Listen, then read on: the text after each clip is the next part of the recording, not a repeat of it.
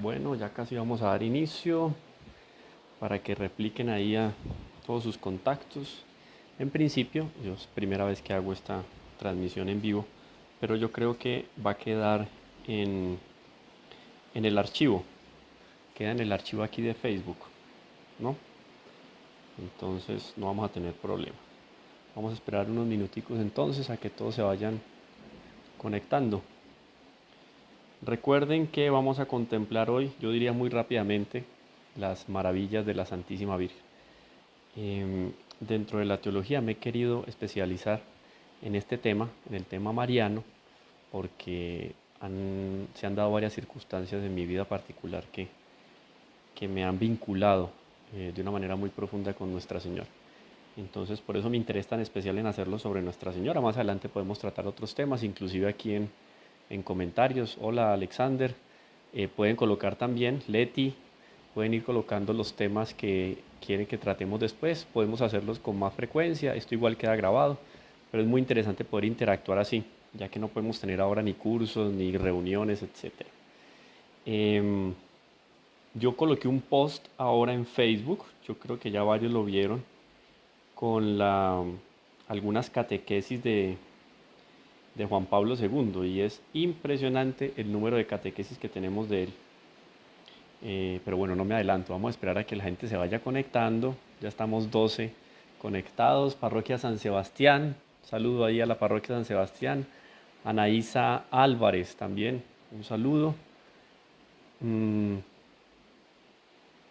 Les decía que vamos a reunirnos hoy a conversar sobre la Santísima Virgen más especialmente, pero que tendríamos muchísimo para hablar.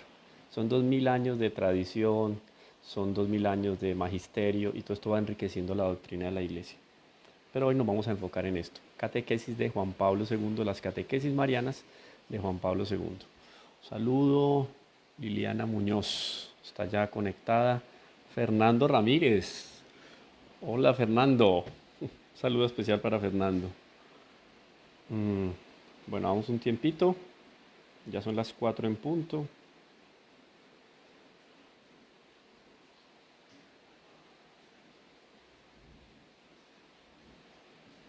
Aquí está lloviendo fortísimo. Yo estaba con cierto escrúpulo de que nos quedáramos sin internet. Pero bueno, ya va como disminuyendo. Fernando, está Juliana Cardona también. ¿Quién más aquí? A ver si todos unidos en oración también para que no se nos pare este internet, ¿no? Estamos 14 ya aquí reunidos. Por favor, fíjense en todo, sonido, imagen, si está bien y me confirman aquí por este medio. Amparo Martínez.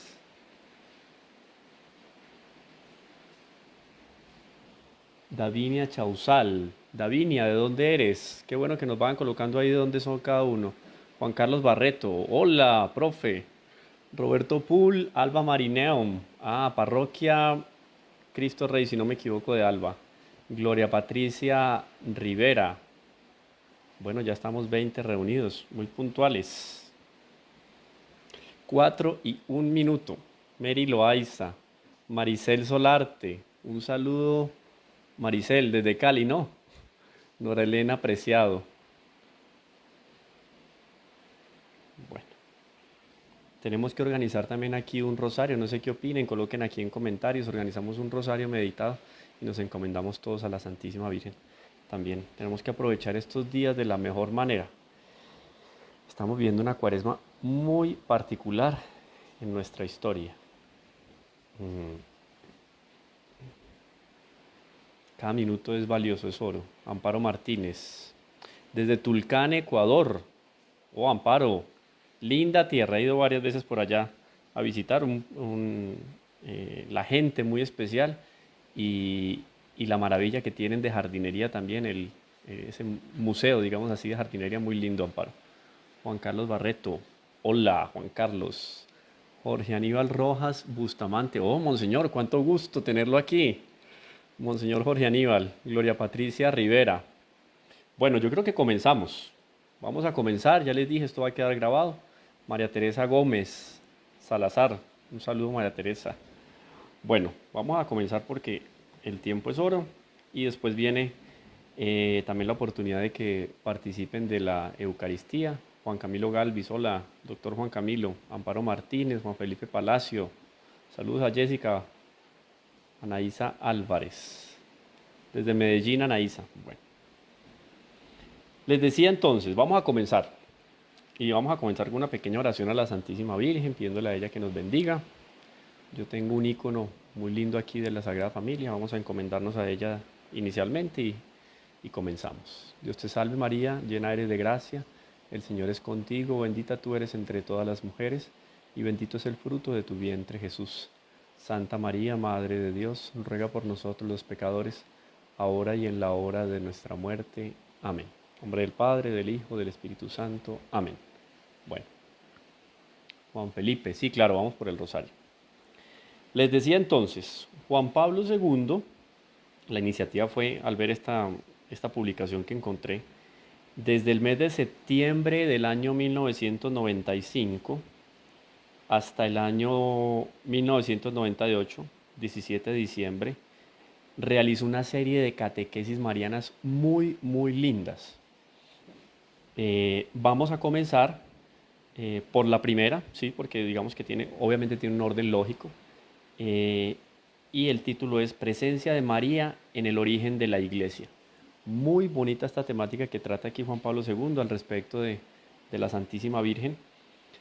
Esta es del 6 de septiembre del 95. Ustedes también pueden en algún momento entrar a la página del Vaticano, vatican.va, y encuentran todos estos documentos y muchísimos más de Pablo VI, Pío XI, Pío XII, de San Pío X, textos muy lindos sobre la Santísima Virgen y otros temas más. Recuerden, es del 6 de septiembre del 95.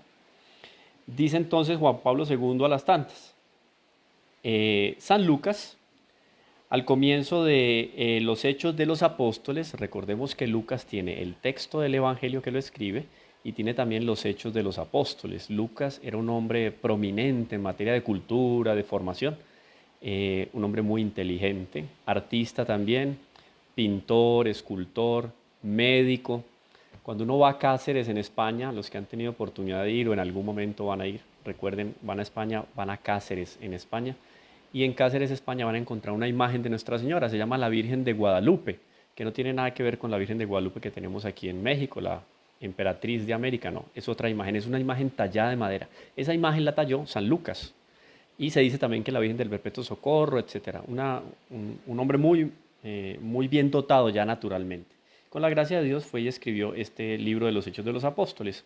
Y cuando nosotros vamos al capítulo 1, versículo 13, en el versículo 12 ya empieza a nombrar uno por uno los que hacían parte de esa primera comunidad cristiana. Y yo creo que nosotros recordemos de los Hechos de los Apóstoles, aquí, Sagrada Escritura, tenemos lo siguiente. Dice el capítulo 1, versículo 12, Hechos de los Apóstoles, recuerden, escrito por San Lucas.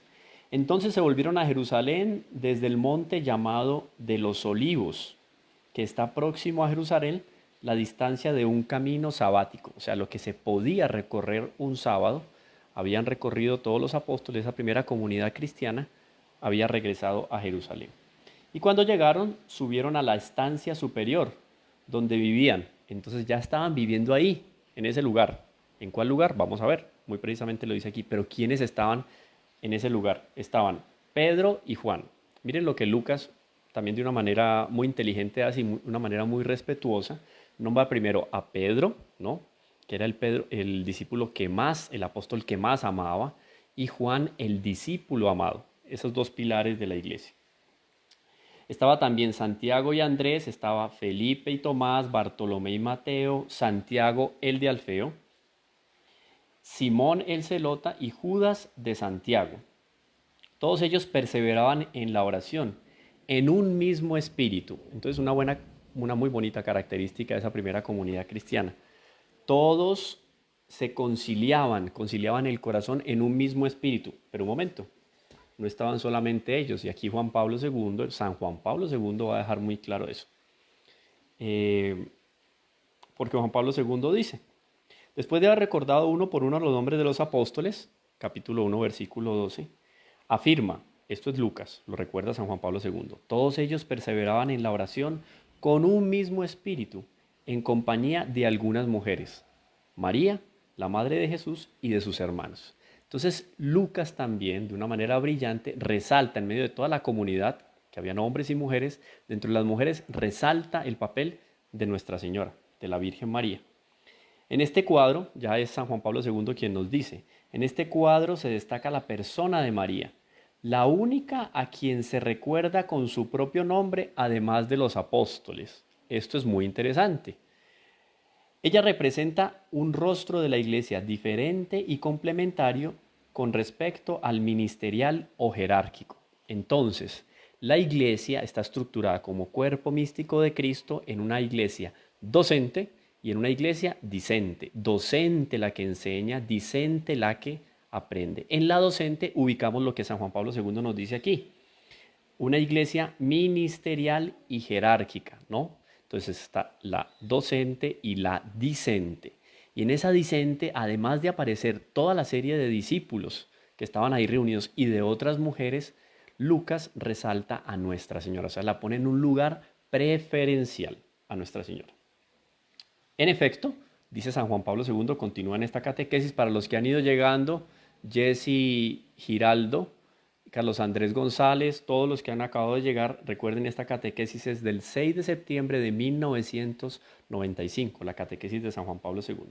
Continúa entonces San Juan Pablo II en el punto 3 de su catequesis, dice, en efecto, la frase de Lucas se refiere a la presencia en el cenáculo, o sea, el mismo lugar donde se había celebrado la última cena, en ese lugar estaban los apóstoles perseverando en oración, apóstoles y discípulos, o sea, había mucha gente ahí reunida.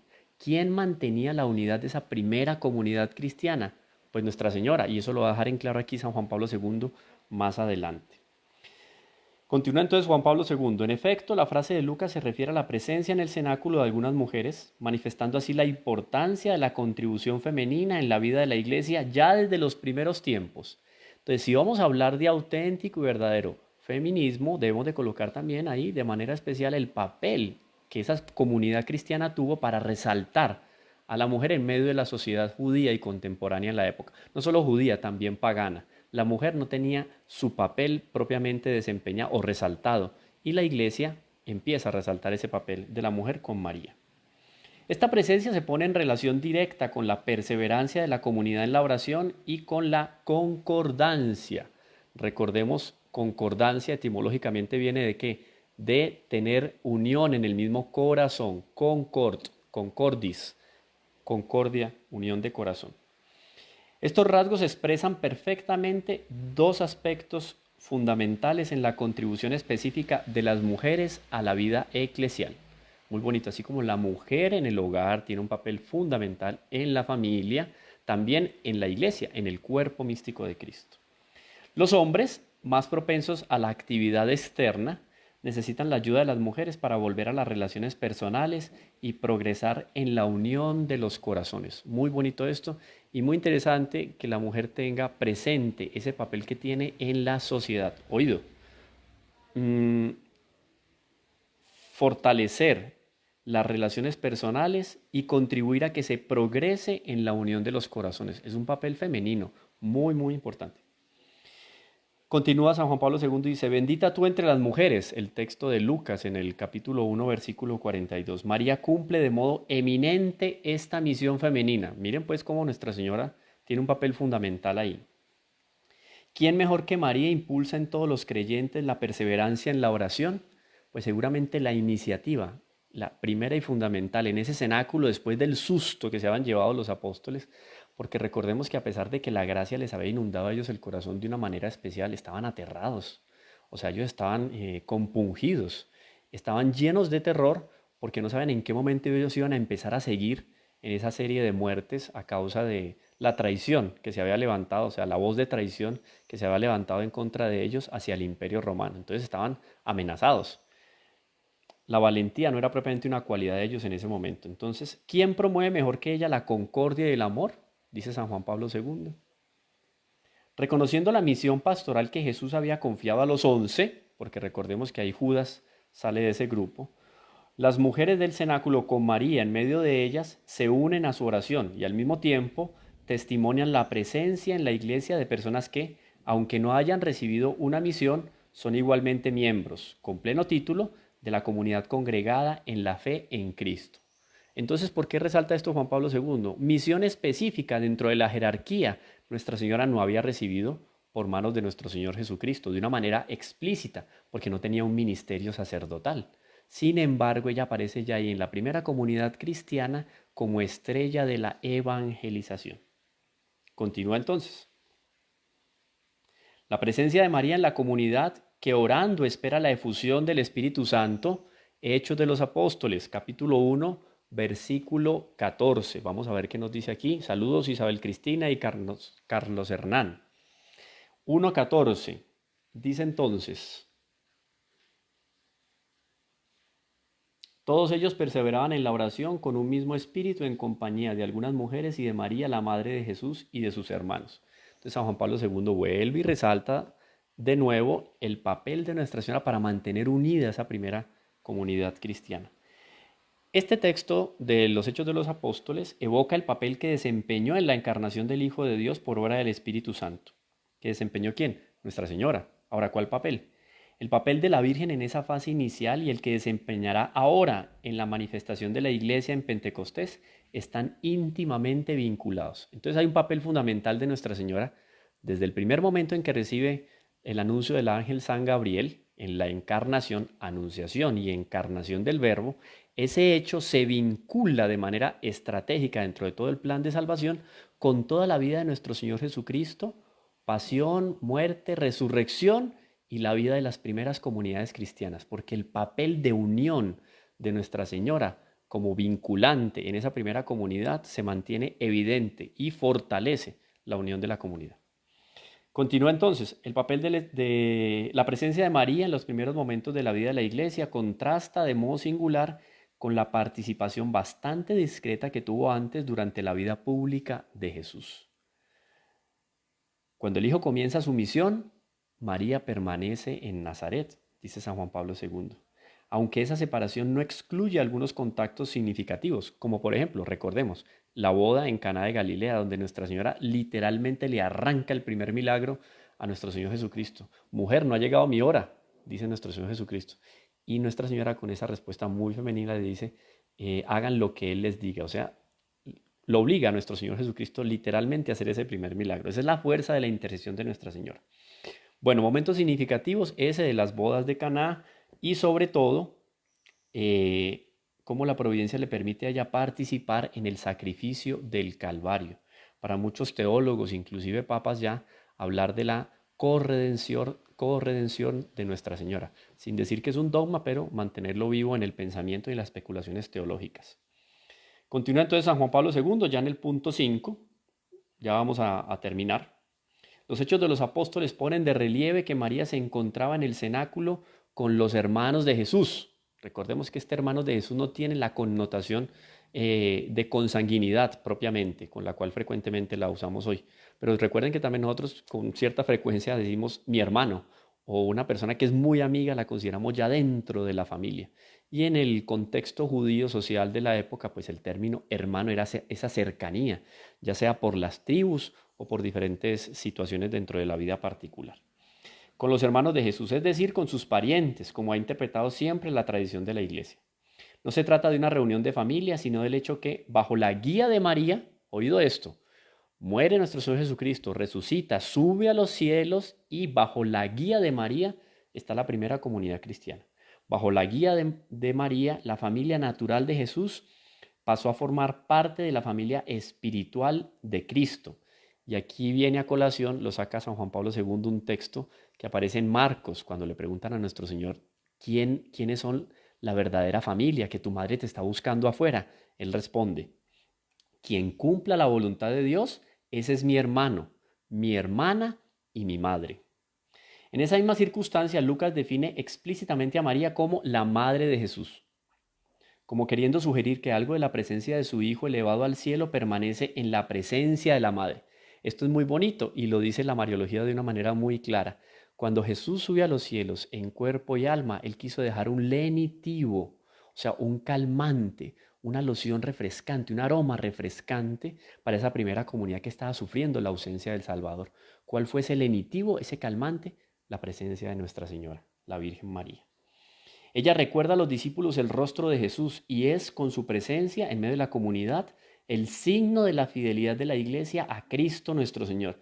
Es que inclusive hasta físicamente Nuestra Señora tenía un parecido con nuestro Señor Jesucristo. Entonces, teniéndola a ella en medio del cenáculo, seguramente no era un lugar muy grande, estaban organizados, pero estaban muy juntos. Esa posibilidad de vivir el calor humano estaba ahí presente en el cenáculo. Y viendo a Nuestra Señora de cerca, escuchándola, animando a que a uno, a otro, a la mujer que estaba más afligido, más afligida, al apóstol, al discípulo que estaba de pronto desanimándose. Esa presencia de Nuestra Señora animaba y entusiasmaba a la primera comunidad. Era el rostro de Cristo que se hacía presente en esa primera comunidad. Ella recuerda a los discípulos el rostro de Jesús. El título de madre, entonces declara aquí muy clara, muy definitivamente San Juan Pablo II, el título de madre en este contexto anuncia la actitud de diligente cercanía con la que la Virgen seguirá la vida de la iglesia naciente, más o menos hasta el año 75 de la era cristiana, que se calcula que ha sido la asunción, de Nuestra Señora. Hasta ese momento aparece esa figura de María como vinculante. María le abrirá su corazón para manifestarle las maravillas que Dios omnipotente y misericordioso obró en ella. ¿Cuántas cosas no tenía Nuestra Señora para contar de esa vida íntima? 30 años de vida íntima con nuestro Señor Jesucristo. Esas maravillas en Belén, en el mismo portal de Belén, en el momento del parto, de la visita de los ángeles, de la visita de los Reyes Magos. Todos esos detalles maravillosos de la vida de nuestro Señor, de su niñez, de su adolescencia, de la entrada ya propiamente a la madurez, 25, 27 años, todo lleno de hechos maravillosos. Eso era un motivo para que Nuestra Señora pudiera regalarle a los apóstoles un soplo de ánimo y de entusiasmo. Ese era el papel de Nuestra Señora. Por último, María ejerce su maternidad con respecto a la comunidad de creyentes, no solo orando para obtener a la iglesia los dones del Espíritu Santo necesarios para su formación y su futuro, sino también, oído a esto, educando a los discípulos del Señor en la comunión constante con Dios. Entonces no es solamente reunirnos como comunidad eclesial, sino que esa reunión de comunidad eclesial nos vincule con el Padre. Claro, si no, no tiene sentido la reunión eclesial, no tiene sentido, pierde el sentido la liturgia, pierde el sentido inclusive el rezo del Santo Rosario, cualquier tipo de acción piadosa, si no está dirigida, oído, no es solo para vincular en sociedad, no es un vínculo espiritual que se queda aquí, no, es un vínculo que se proyecta hacia la eternidad, hacia Dios Padre. Así se convierte en educadora del pueblo cristiano en la oración y en el encuentro con Dios. Entonces la oración tiene una dirección, ¿no?, horizontal, y tiene una dirección vertical con Dios. Es un elemento central e indispensable para que la obra de los pastores y los fieles tenga siempre en el Señor su comienzo y su motivación profunda.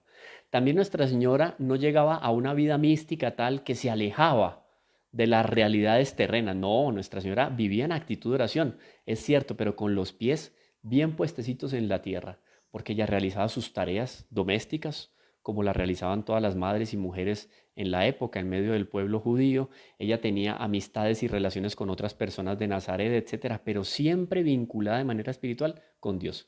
Entonces, buenas relaciones horizontales a nivel personal y social, pero vinculada siempre con Dios. Un alma en actitud de oración, siempre con la mente elevada a Dios. Termina entonces Juan Pablo II. Estas breves consideraciones muestran claramente que la relación entre María y la Iglesia constituye una relación fascinante entre dos madres, Mater Ecclesia, como ya la llama San Pablo VI a Nuestra Señora. Juan Pablo II lo recoge entonces.